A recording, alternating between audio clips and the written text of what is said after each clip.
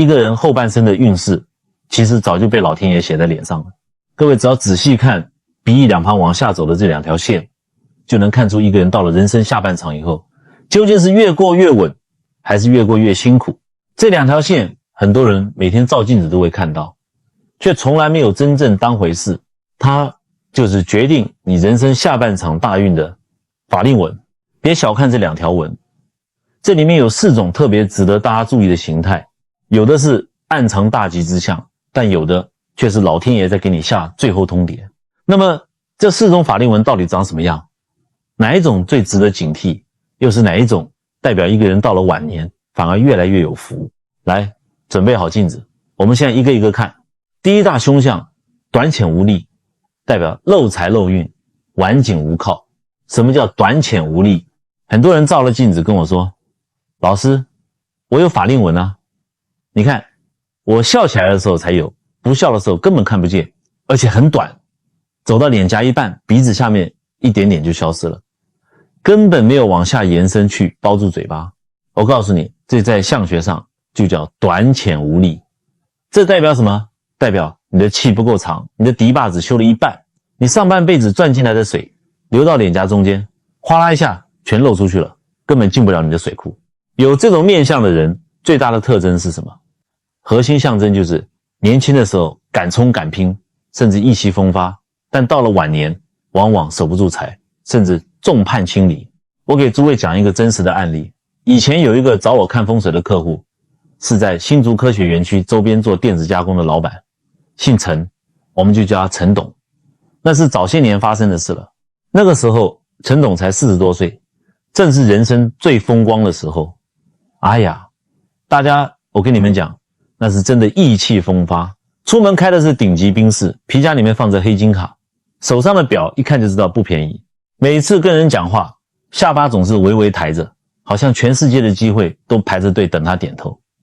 有一次他带我去看他的工厂，一进去机器轰隆轰隆的响，几百个员工3班轮着做，货车一台接一台进出，办公室里面电话响个不停。他一边带着我走，一边很得意的跟我说，老师，你看我现在最烦的不是没有订单，是订单太多根本做不完，客户天天催，我连机器都来不及买。讲到后来他还拍拍我的肩膀说，人啊就是要敢拼，机会来了不抓住，老天爷都看不起你。诸位，你听这种话就知道他那个时候有多自信。可是后来我们坐进他的办公室，我一边喝茶一边仔细看了看他的脸，看着看着我心里面就咯噔了一下。为什么？因为陈董的法令纹非常浅，不是完全没有，而是那种你不仔细看几乎看不出来的浅。尤其左边那一条明显比右边短，后半段也没有什么力量，大概从鼻翼下来2-3公分以后就越来越淡，而且左右两边差得很明显。在传统相学里面，这种一边明显偏弱，左右失衡的情况，通常会被当成一种提醒，前面冲得快，后面未必守得稳。我当时就跟他说，陈董，我跟你讲一句不好听的话，你不要生气。他笑着说，老师你讲，我最喜欢听实话。我说，你现在生意确实很好，但是你的步子迈得太大了，55岁以后你要特别小心。现在赚得到的钱最好留一部分下来，资产做稳一点，厂不要一直扩，杠杆也不要一直加。你现在最大的问题不是赚不到钱，是你太相信自己永远赚得到钱。大家想想，这句话他哪里听得进去？一个人正在山顶上的时候，你叫他想象山谷，他是听不进去的。他当场哈哈大笑，老师啊，你想太多了，我现在1个月赚的钱比以前1年还多，美国客户订单一直进来，东南亚那边我也准备布局，人家现在求我接订单都来不及，我怎么可能有问题？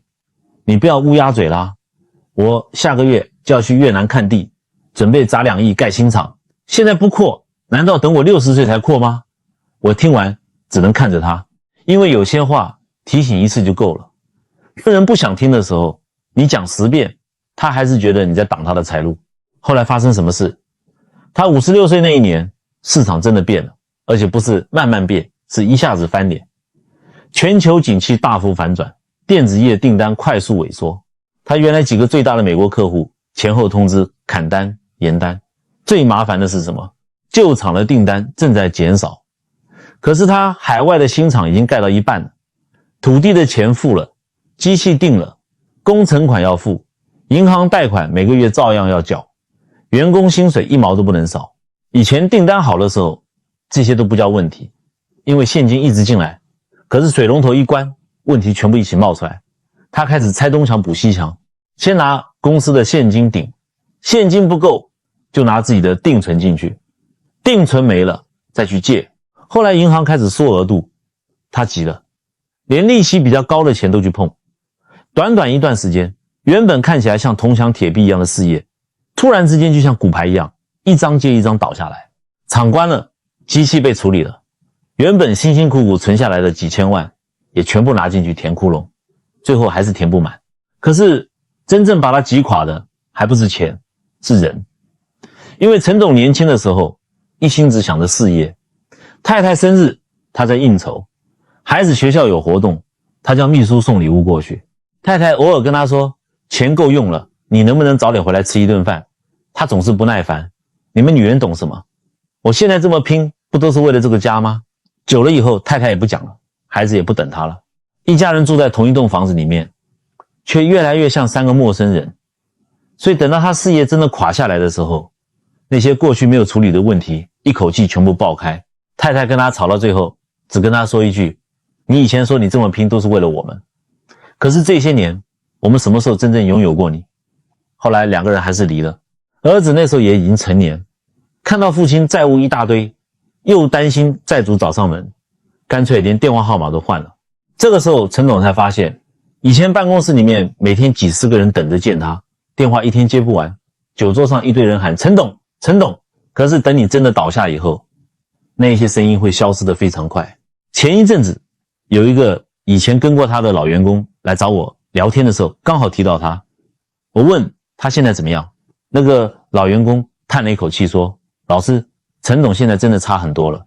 后来我才知道，他一个人住在新北市一间顶楼加盖的铁皮屋，大家去过那种顶楼加盖就知道，夏天太阳一晒，里面热得跟烤箱一样，到了冬天冷风从缝里面钻进来，又像冰窖。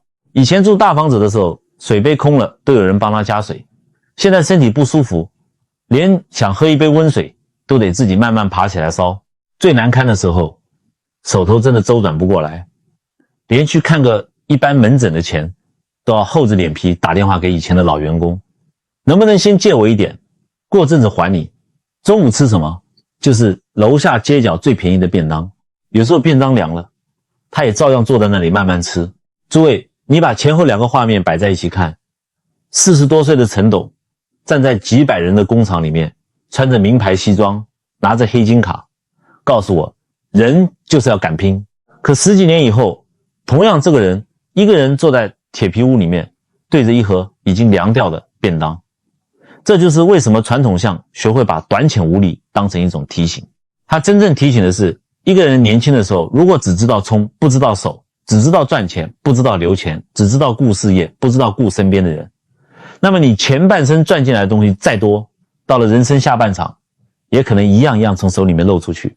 钱漏掉了还能再想办法，最怕的是到最后钱没守住，人也没留住，这才是真凄凉。第2大凶相中断破损，代表断桥之劫，生死交关。如果说第一种短浅无力讲的是一个人前半生赚得到，后半生未必守得住，那么接下来这第2种就更值得大家留意了，它叫做中断破损。什么叫中断破损？很简单，你的法令纹本来从鼻翼两方好好的往下走，可是走到一半突然断掉了，或者中间刚好出现一条很明显的横纹、十字纹，甚至是疤痕，看起来就像有人拿了一把刀横着把这条线硬生生切开。传统相学为什么特别在意这种情况？我用一个最简单的比喻，你们马上就懂。把法令纹想象成一条高速公路，你开着车在中山高上一路往南，天气很好，冷气吹着，收音机里面放着邓丽君的歌，你一边开一边觉得，哎呀，今天路况真好，人生真顺。结果开着开着，前面的桥突然断了，这才是最可怕的地方。如果道路从一开始就坑坑洼洼，你反而会慢慢开，最怕的是前面一路太顺，让你完全没有防备，结果真正的问题偏偏出现在半路。所以古人看这种中段的纹路，会把它当成一种人生到了某个阶段可能出现比较大转折的提醒。法令纹在一些传统相学说法里面还有个名字叫寿带。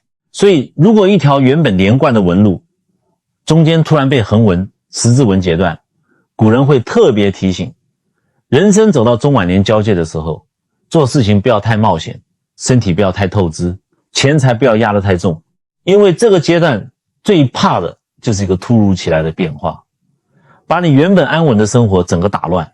我讲一个以前碰到的案例，有一次有个老太太陪着女儿来看诊，姓林，我们就叫她林妈妈。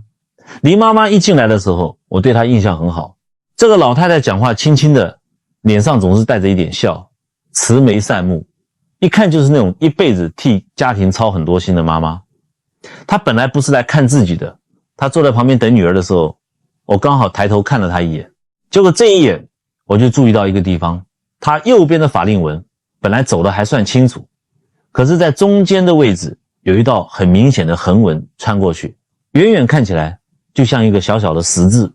我看了一会儿就问她，林妈妈，我问你一件事情，你50多岁以后是不是有过一段时间生活突然发生很大的变化，身体也好，家庭也好，或者出过比较大的意外？我本来只是随口这么问，结果这句话一讲完，她整个人愣了一下，刚才还笑笑的脸突然安静下来，过了几秒钟她眼眶就红了。她女儿也转过头看她，妈怎么了？林妈妈拿了一张卫生纸擦了擦眼睛，跟我说，老师你这么一讲我就想到那一年了，我57岁。她说到这里停了一下，那年快过年，我像平常一样去市场买菜。诸位，最让人难受的事情往往就是这样，出事的那一天通常看起来跟平常没有任何不同。早上起来吃早餐，拿菜来，想着今天买鱼买肉，过年家里的人回来要多准备几道菜，谁会想到那一天会把后面好几年的生活全部改变。林妈妈说她买完菜以后提着2个塑胶袋准备走路回家，人走在人行道旁边，突然听到后面一阵很大的引擎声，她还没来得及回头，一辆失控的重型机车已经冲了上来，砰的一下整个人被撞飞出去。接下来发生什么她自己都记不清楚了，她只记得醒过来的时候人已经在加护病房，身上都是管子，骨盆严重受伤，身体里面也有出血。医生告诉家属情况很危险。他女儿当时才刚考上大学，本来一家人还在讨论开学以后住哪里，宿舍要准备什么，结果大学还没真正开始，女儿的人生先被迫停了下来，每天学校医院两边跑。后来林妈妈虽然把命救回来了，可是真正辛苦的日子才刚开始。她跟我说，老师你知道吗，开刀的时候我反而没什么感觉，最苦的是回家以后。以前一个好好的人，想上厕所自己走，想洗澡自己洗，想煮饭站起来就能煮，突然之间什么都要靠别人，翻个身要人帮，洗澡要人扶，去厕所都要叫女儿。他讲到这里的时候眼泪一直掉，他说我最难过的不是痛，是觉得自己拖累孩子。原本家里面存下来准备养老的钱，这边手术一点，那边复健一点，再加上照顾交通生活开销，一点一点往外流，整整3年他才慢慢能够重新站起来，重新走路。而女儿原本刚刚开始的大学生活也差点因为要照顾妈妈完全停下来。大家看看，一场意外倒下的是一个人，可是受到影响的真的只有一个人吗？不是，一个家庭里面只要有一个主要成员突然倒下，后面牵动的可能是夫妻的生活，孩子的前途，整个家的积蓄，甚至未来好几年的计划。所以我为什么喜欢用断桥来形容这种人生变化？桥断的时候，不是只有桥上的一块水泥掉下去，整条路都要重新走。所以如果在座的朋友，你们照镜子发现自己的法令纹有断裂，或者被横纹切断，不要太害怕，老天爷把这个记号显在你的脸上，就是让你提前预防的，是提醒你到了50、60岁以后，开车慢一点，投资稳一点，身体有异常及时检查。如果你算算年纪，马上就要走到那个断裂的流年了，那一年你千万要小心，不要去攀岩，不要去潜水，不要出国去那些危险的地方，更不要在这一年去搞什么高风险的投资，安安分分的度过，多做善事挡一挡灾，这是可以避开的。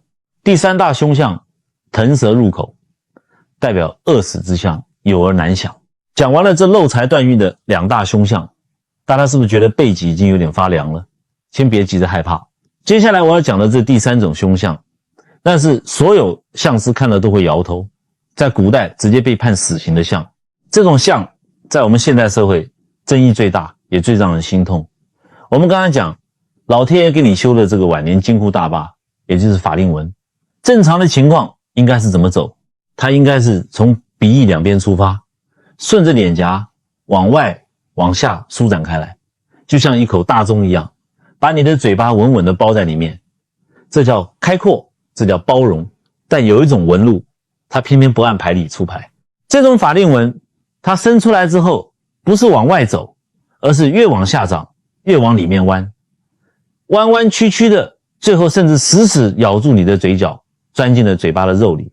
你们在脑子里想象一下那个画面，两根线从鼻翼下来，弯弯曲曲，一左一右，直到你的嘴角。古人看相用词是非常生动形象的，古书上给这种相貌起了一个极其凶险也极其贴切的名字，4个字，叫做腾蛇入口。腾蛇是什么？在奇门遁甲里，腾蛇代表虚惊怪异，代表缠绕，代表毒辣。古书上对这种相的批语更是吓人，直截了当就4个字，叫做饿死之相。很多现在的年轻人听到这里就会嗤之以鼻，哈哈大笑。老师啊，现在是什么时代？现在的台湾，我们有健保，有社会局，街头还有慈善团体发爱心便当，再穷的人去龙山寺门口也能领到一碗热汤喝，只要有手有脚，怎么可能还有人会活生生饿死？所以我说现在的年轻人看书只看表面。古人讲的饿死，难道就仅仅是指肚子里面有米饭吗？古人所谓饿死，放到现代社会，真实的显化成了3个让人心碎的层次。我一个个讲给你们听。第一层，有金钱却失去了健康，缠绵病榻。为什么把这一层先拿出来讲？因为这是我在医院里亲眼看过最多、最震撼，也是最痛苦的画面。我以前看过一个老先生，家里非常有钱，早年在台北市大安区做地产生意，身价几十亿，住的是几百平的豪宅，出门有司机，2个儿子都在美国做大医生、大律师，非常有出息。从世俗的眼光来看，这是多大富大贵的人啊！可是我去看他的时候，他70多岁了，躺在床上，我一看他的脸，典型的腾蛇入口，那2条法令纹深深地抠进了嘴角里。他当时得了严重的食道疾病，别说吃饭了，连咽一口口水都疼得浑身发抖，一滴水都喝不下去。西医没办法，只能给他插上鼻胃管，从鼻子里灌那种营养液进去续命，或者在手上打营养针。有一天，老先生的太太为了让他开心，吩咐家里的佣人做了一大桌子他年轻时最爱吃的菜，佛跳墙、红曲米糕、乌鱼子，那个香味啊，飘满了整个豪宅。老先生让人把他推到餐厅，看着那一桌子山珍海味，看着他自己花钱买来的顶级食材，他就只能看着。他闻着那个香味，嘴里直流口水，可是他就是吞不下去啊，哪怕是一口最烂的稀饭，他都咽不进去。他气得在轮椅上捶胸顿足，眼泪吧嗒吧嗒的往下掉。诸位，你们能想象那种痛苦吗？面前摆着满汉全席，银行里躺着几十亿的存款，但他却连一口热汤都喝不到胃里去。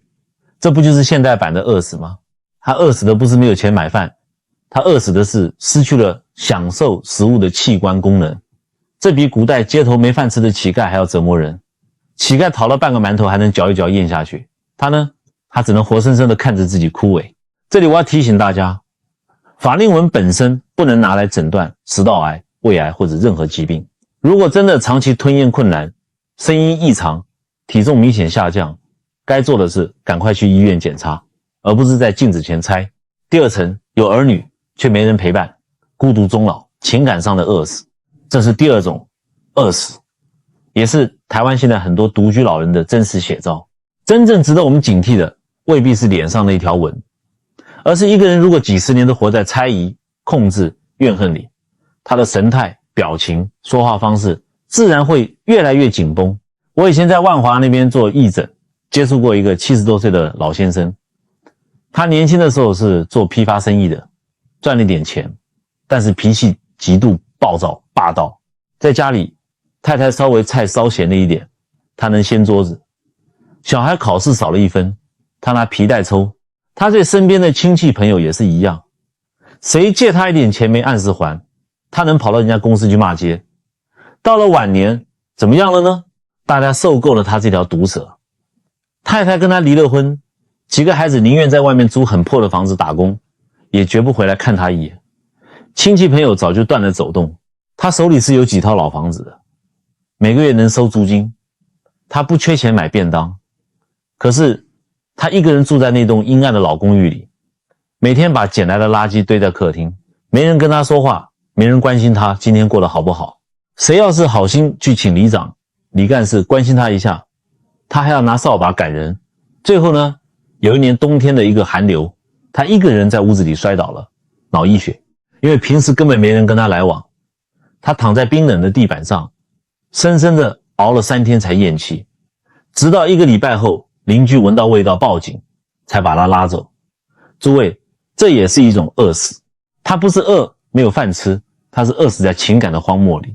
他把身边所有爱他的人、关心他的人都用他的刻薄给咬跑了。这种没有人情味、没有亲情滋润的晚年，手里攥着几万块的租金有什么用？心里的那种饥饿和孤独才是最可怕的地狱。相由心生啊，一个人几十年怎么想、怎么说、怎么待人，久而久之都会留在他的眼神、表情和神态里面。最后一层也是最隐蔽的一层，精神上的饿死。有些人法令纹虽然有往里弯的趋势，可能还没有完全入口，病情也没那么重，家里也还有人，可是他就是一天到晚觉得有人要害他。吃顿饭，他怀疑媳妇在里面放了什么不干净的东西。儿子给他买件新衣服，他觉得儿子是为了贪图他的遗产在拍马屁。晚上睡觉，听到外面一点风吹草动，就觉得是小偷来偷他的存折。他明明住在一个安全的屋檐下，吃穿不愁，可是他的精神世界是极度匮乏的。他每天活在焦虑、恐惧和算计之中。这种人脑神经绷得紧紧的，天天失眠，吃什么龙肝凤水都没有味道。他的灵魂早就在这种精神内耗中饿死了。所以各位朋友，不要以为古书上写的饿死街头离我们很远。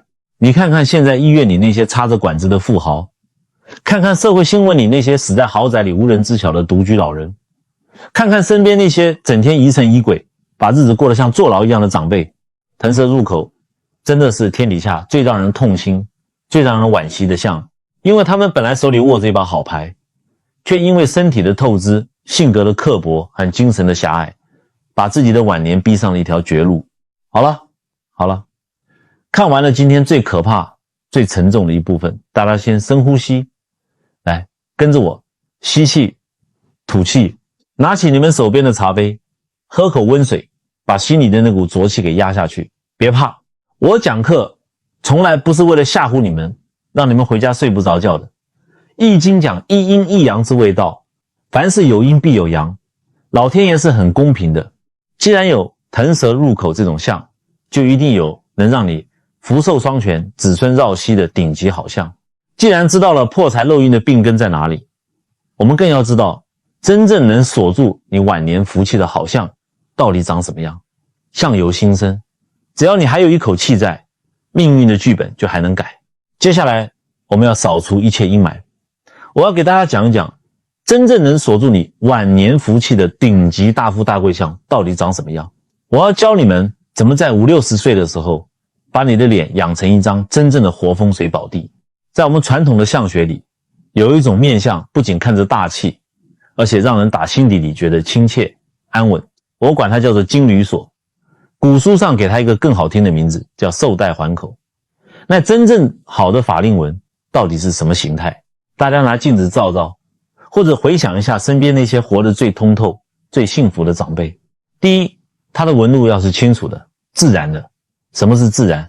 就是这两条线不是那种像被刀子深深刻出来的死印疤痕，它是顺着你的肌肉纹理，有肉包着的，看起来不枯燥，反而是温润的，有一种岁月的质感。第二，左右要大致协调。虽然人的脸不可能100%完美对称，但它起码是一左一右两根擎天柱，不能像前面那个破产的陈董一样地基不稳。第三，也是最重要的一点，它要往外舒展，越往下越有包容感。你们注意听这个词，包容感。正常的法令纹从鼻子两边下来，它应该像一口大钟一样宽宽的照下来，越过你的嘴角，甚至一直向外向下延伸，快到下巴的地方，隐隐约有要汇聚包合的趋势。这像什么？这就叫护城河，这就是把你的出纳官这个大粮仓稳稳当当的锁在了里面，这就叫锁住粮仓和江山。你年轻时候赚的钱攒的福报全被这把金锁给扣住了，漏不掉一滴。但是各位年轻的同学，如果在座的有30出头的小伙子，你千万不要回家一照镜子，发现自己没长出这种大钟一样的法令纹，就急得捶胸顿足，说自己没福气。我告诉你们，这种顶级的吉象绝不是20几岁30几岁就能长出来的。如果你30岁就长了这么深这么长的法令纹，那反而不叫好相，那叫少年老成，说明你年轻的时候太苦了，替人背债，或者家庭重担压得你早早喘不过气。真正好的寿带环口通常要到55岁60岁以后才会完全在你的脸上成型。它是怎么来的？它是你上半辈子一次又一次的坚守原则，一次又一次的承担责任，对太太负责，对孩子负责，对社会负责，甚至吃亏是福，慢慢在你的脸上刻出来的功勋章。你每做一次无愧于心的决定，你每在这个社会上结下一个善缘，你的心胸就开阔一分，你脸上的这两条线就会加深一点，延长一点，也向外舒展一点。所以相貌真的是你自己修来的。老师，照你这么讲，长了这种寿带环口的好相，是不是代表我晚年一定发大财，住信义区豪宅，出门坐豪车，银行里面放几个亿，这才叫大富大贵？哎，诸位，我跟你们讲，如果你到了50、60岁还把好命只理解成有多少钱，那你真的把人生看得太浅了。现在这个社会最容易把人带偏的是什么？就是一提到成功就是豪宅，一提到福气就是存款，一提到好命就是赚几个亿，好像钱越多人生就一定越幸福。可是大家还记不记得我前面讲过那个住在台北豪宅里的老先生，身价几十亿，房子够大吧，司机有吧，2个儿子也有出息吧，外人一看，哎呀，这个人命真好。结果晚年因为严重的食道疾病，连一口自己喜欢吃的东西都吞不下去，桌子上摆着佛跳墙、乌鱼子、红鲟米糕，钱买得到，厨师做得出来，可是自己的身体享受不了。你告诉我，这叫大富大贵吗？这叫有财不一定有福。所以大家一定要记住，钱是福气里面的一部分，但绝对不是全部。讲完前面这几种面相以后，大家有没有发现一件事？我们讲的是法令纹，讲的是晚年运，可是讲到最后，真正要提醒你的其实就一句话，人过50以后要开始学会忘回首。年轻的时候我们总是在问还能赚多少，我还能得到多少，可是到了50岁60岁以后，人生慢慢进入下半场，问题就变了。这个时候你真正该问自己的应该是，我辛苦了一辈子，好不容易攒下来的这些东西到底守不守得住，这才是晚年真正的功课。所以50岁以后你真正该守的是你人生里面的3个库，这3个库只要还稳稳当当的在，你晚年就有底气。可这3个库一旦破了，哪怕你年轻的时候再风光，到了晚年也可能越活越荒。所以接下来这3个库各位一定要听清楚，他们真正决定了你人生下半场到底是越活越稳还是越活越空。第一个库最现实，就是养老钱，也就是很多老人家嘴里面讲的棺材本。台湾有一句老话，有钱有胆，无钱心寒。年轻的时候没钱还可以去拼，60、70岁以后手里面一点钱都没有，那种心慌是完全不一样的。你今天想看医生，要钱，请看护要钱，房子漏水要钱，牙齿坏掉也是钱。所以人老了，手里一定要留一点能够保护自己的钱。可是大家知道吗？台湾有多少老人家一辈子省吃俭用？年轻的时候在工厂里面踩了一辈子的缝纫机，在工地搬了一辈子的东西，早餐舍不得加一颗蛋，衣服穿10年舍不得换，好不容易50、60岁房贷还清了，手里也存了一笔退休金，结果晚年怎么没的？不是自己吃喝玩乐花掉的，而是2个字：面子。所以50岁以后，钱库有2个很重要的原则：不要乱做保，不要乱跟风。以前台湾社会很讲人情，一个30年前跟你一起当兵睡上下铺的老兄弟阿荣，突然跑来，眼泪都快掉下来了。老哥，拜托啦，公司只是一时周转不过来，你帮我签一个字做保，银行走个程序，2个月我就处理掉，绝对不会连累你。你一听几十年的兄弟，我不帮，是不是太不够意思？脑袋一热，签了。诸位，我跟你讲，你以为你签的是名字，实际上你有可能签出去的是自己的退休生活。2个月以后，对方如果真的跑路了呢？银行找谁？找你。债权人找谁？找你。房子可能被处理，退休金可能受到影响，到时候你太太站在旁边哭，我们这辈子省成这样，就是给你拿去替人做保的吗？你那个时候才问我的面子在哪里？面子早就不见了。还有第2种，早上去公园打太极拳，林商神神秘秘跑过来，我最近找到一个投资，保证很好。明天又有朋友说海外有一个案子，现在进去以后翻倍，你连人家公司在哪里都不知道，营运做什么也说不清楚，人家讲一句你不赶快进就没机会了，你怕错过退休金就拿出来，最后才发现不是投资是诈骗，几十年一块一块存下来的钱几天就没有了。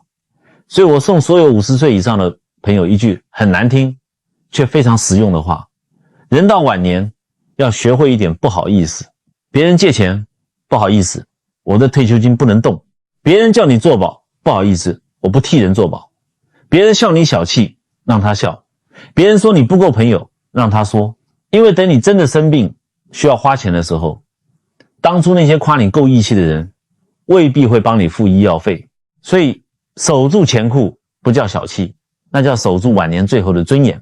第2个库就是身库，人到晚年身体就是最大的本钱。我们台湾人有一个很矛盾的地方，年轻的时候拿身体去换钱，等到60岁以后终于有钱了，开始干什么？拿钱去买身体。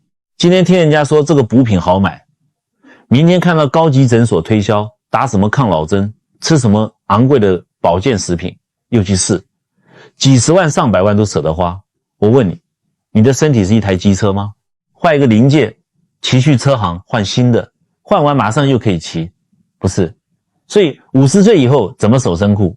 不用搞那么复杂，只有4个最简单的动作：少熬夜，少烟酒，保持运动，身体不舒服及时去医院检查。每天早上起来不要去管任何烦心事，你走出去晒晒早晨的太阳，找个空气好的地方，慢慢的深呼吸，把浊气吐出来，把天地间的清气吸进你的肺里，然后走个20-30分钟，回来喝杯温水，正常吃你的3餐。我给你们讲个故事，我有个病人是个60多岁的退休老师，教了一辈子书，刚退休的第1年突然闲下来了，不知道干嘛，每天就是坐在客厅沙发上看电视，从早上的新闻看到晚上的8点档，不出门也不跟人说话。结果怎么样？不出半年身体急速垮掉，去菜市场买个菜走不到500公尺就喘得像破风箱一样，面色灰暗。后来他儿子带他来看我，我没开什么贵重药，我就是骂了他一顿，然后交代他儿子每天早晚强迫你爸出去走路。最开始这位老师只能走10分钟，走到巷口就要休息，后来慢慢能走20分钟，半个小时。半年以后他再来诊所找我，哇，整个人精神完全不同了，原来灰白色的脸颊透着红润，气色重新有了力量。诸位，这有什么神奇的法术吗？没有啊。重点是什么？人啊，只要身体动起来了，你的心也会跟着动起来，你的气血一通，原本死水一潭的晚年就重新活泛了。我告诉你，你花100万住在最豪华的单人病房，床边全部都是机器，那不叫真正的享福。你1分钱不用花，每天早上自己起床，慢慢走到菜市场买一把青菜，跟摊贩开2句玩笑，中午自己吃饭，下午还能跟老朋友喝茶，这才叫万金难换。所以守住身库就是守住什么？守住你还有能力享受人生。最后这个库是我认为最容易被忽略，却可能最决定晚年幸福的一座库，叫人库。什么叫人库？很多人说我手机里面2000多个联络人，我生日100就是10几桌，我朋友多得不得了。我告诉你，那些不一定叫人库，有些只是认识的人，有些只是做生意的人，还有一些只是你风光的时候围在你旁边的人。人过50以后，潮水慢慢退下去，职位没有了，名片收起来了，最后真正还在你身边的可能就那么几个人。第一个，你的老伴，年轻的时候跟着你吃苦，吵也吵过，气也气过，最后头发都白了，还是坐在你旁边那个人。第二个，兄弟姐妹，小时候抢东西吵架，到了父母都不在以后，你突然发现这世上真正记得你小时候是什么样子的人也没剩几个了。第三个，儿女，哪怕你再啰嗦，过年还是愿意提着东西回来看看你。第四个，1、2个真正的老朋友，不是天天夸你的人，而是半夜2点你真的出了事情，电话打过去对方会接的人。大家想想，就这几个人，这就是你真正的人库。为什么这个库那么重要？我们想象一个画面，有一天你老了，胸口突然痛得不得了，救护车把你送进急诊室，医生出来问家属呢？谁陪病人来的？有没有人可以联络？这个时候如果你的人库是空的，你银行里面就算有2亿，你还是一个人躺在那张推床上，你手伸出去没有人握，你害怕也没有人跟你说不要怕，我在这里。我以前碰过一个家境非常好的老人，土地很多，年轻的时候也很风光，可是脾气非常坏，在外面感情乱七八糟，把太太伤透了。儿子年轻的时候跟他意见不合，他一气之下直接断绝往来。到了晚年住院，住的是最贵的单人病房，1天的费用一般人听了都吓一跳。可是床边是谁？是花钱请来的外籍看护。看护当然也辛苦，也是在工作，可是呢，毕竟是一份工作。老人有时候醒来想跟人说句话，身边没有自己的家人，渴了还是要请人帮忙，难受了也没有一个熟悉的人可以握着他的手。结果隔壁健保病房有一个阿伯，以前就是在夜市做小生意的，钱没有很多，可是太太坐到旁边帮他削苹果。女儿下班以后提着一锅热汤赶过来，晚上孙子打视讯过来，一接起来就大声喊，阿公你要赶快好起来哦。好了，带我去公园。阿伯躺在那里，虽然身上也不舒服，可是笑得眼睛都眯起来。诸位，你告诉我，这2张病床上到底谁比较富有？一个人的账户里有很多钱，身边却一个真正亲近的人都没有，另外一个人的账户普通，可是床边有人，回家以后也有人等，你说哪一个才是真正的大富大贵？所以我常常讲，没有人库的人，就算腰缠万贯，晚年还是会穷。因为有些东西不是钱可以买来的。太太愿不愿意坐在你旁边？孩子愿不愿意回来？孙子看到你会不会跑过来抱你？一个几十年的朋友愿不愿意在你最困难的时候接你的电话？这些东西年轻的时候不觉得值钱，等你老了以后，每一样都比黄金贵。所以从今天开始，收一点脾气，少跟老伴争一句输赢。孩子打电话回来，多问一句最近累不累？跟几十年的老朋友偶尔约出来喝杯茶，不要等到哪一天想找人了，才发现电话簿翻了一圈，竟然不知道可以打给谁。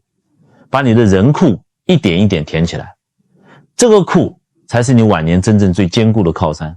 但是各位，讲到这里，我还要再送50岁以上的朋友一句话，晚年真正的福，不只是把这3个库装满，还要学会做一件年轻时候最不会做的事情，做减法。年轻的时候，我们的人生一直在做加法，想多赚一点钱，多认识几个人，多买一间房，职位再高一点，孩子成绩再好一点，家里面什么事情都要管一点。年轻的时候这样没有错，因为那个时候你有体力，有时间，有机会，你的人生正在往外扩。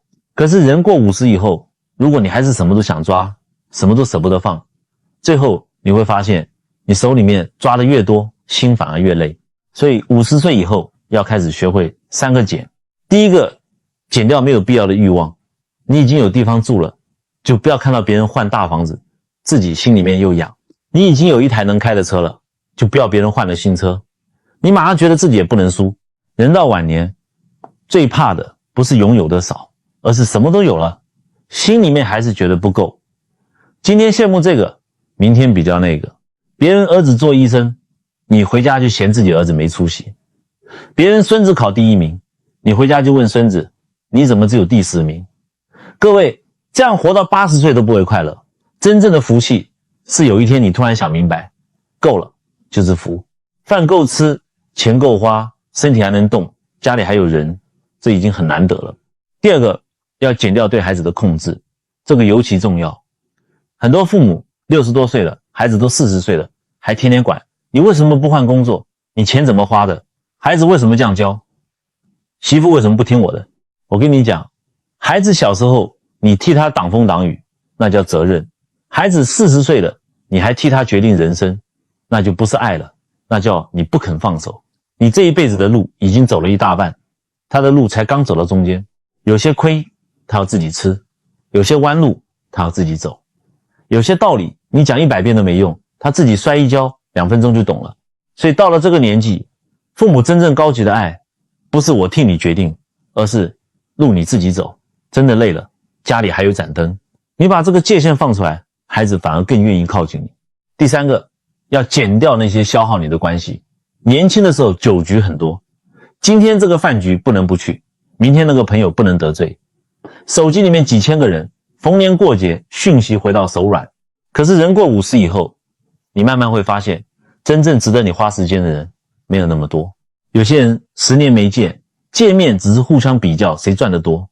有些人每次打电话给你，不是借钱就是抱怨。有些所谓朋友，你好的时候天天围着你，等你真的生病，真的出事，一个都找不到。这种关系该淡就淡，不是叫你无情，而是你的时间越来越贵了。50岁以后，一顿饭的时间，你是拿去陪一个只会跟你吹牛的人，还是回家陪老伴吃顿饭？一个下午，你是坐在酒桌上听别人讲是非，还是去看看已经很久没见的哥哥姐姐？诸位，这就是晚年真正的智慧，不是你认识多少人，而是谁值得你把剩下的人生分给他。所以我一直讲，人到了下半场，真正厉害的不是还能够拼命往身上加东西，而是终于知道什么东西该留，什么东西该放，什么人值得珍惜，什么事情不必再争。年轻的时候，我们总觉得不争就是输，到了晚年你才会明白，有些不争不是输了，是终于看开了。夫妻吵架少赢一句，孩子做错事少骂一句，朋友炫耀笑笑就好，别人怎么看你也别那么在意。你会发现很多以前让你睡不着的事情，到了今天其实根本没有那么重要。房子再大，晚上也只睡一张床，饭桌再贵，一顿也只能吃1碗饭，手机里面再多人，真正半夜敢打过去的也就那么2、3个。所以人过50以后，最大的福不只是钱库有钱，身库有健康，人库有人，还有一个更重要的东西，你的心要开始空出位置，把那些不甘心放掉一点，把那些旧怨放掉一点，把那些一定要证明给别人看的执念也放掉一点，心里面空了，福气才装得进来。大家记住一句话，年轻的时候怕的是没有，晚年的时候怕的是放不下。一个人真正开始想晚年，不是从退休那一天开始，而是从他终于懂得该守的守住，该放的放下那一天开始。